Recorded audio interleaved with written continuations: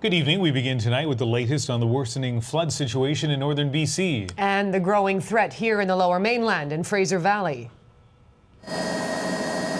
Tonight, the hardest hit place is Terrace. A state of emergency is in effect. About 200 people have been forced from their homes. Highway 16 is also shut down both east and west of the city. In Smithers, it's emergency status too. Police have blocked roads to make sure people don't try to drive through rising floodwaters. There are evacuation orders in the area for about 40 homes. And the CN rail line is closed from Smithers all the way to Prince Rupert. Prince George has declared a state of emergency as well, although just a handful of homes are being evacuated. Closer to home, water levels along the Fraser continue to rise. The rush of water from the north is expected to hit in the next couple of days, so there's major sandbagging and dike reinforcement work underway. There are evacuation alerts in Maple Ridge, Langley, and Chilliwack. We have stories from all of those areas tonight, beginning with Melanie Nagy in Terrace. Melanie? In this residential neighborhood, the water in some parts comes up to your chest. The rain is coming down and the water continues to rise. Not good news for residents living along the Skeena River here in Terrace. It's the new necessity in this flooded Terrace neighborhood. For residents like Graham Gayart, a canoe is the only way to get home. The river came up so fast yesterday, like it was phenomenal. I've never seen anything like that. Gayart hasn't slept. He isn't going to work. All his time is devoted to monitoring his flooded property. I got a little marker down at the place there, and since I came here at 4 in the morning, it's risen probably about that much, about 4 inches.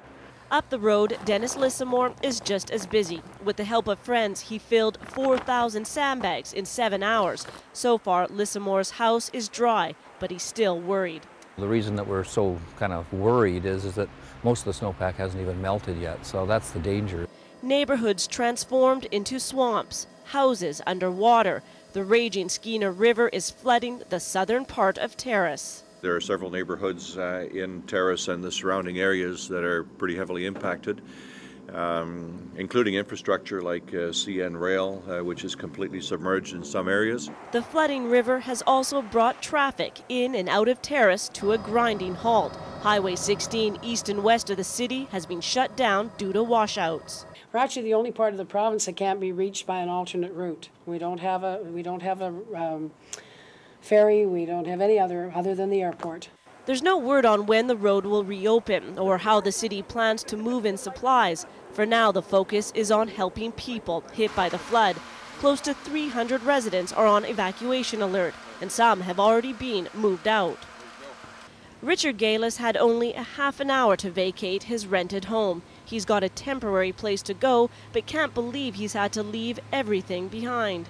Paid my rent, everything's gone. I got over $400 worth of meat in the deep freeze. That's gone.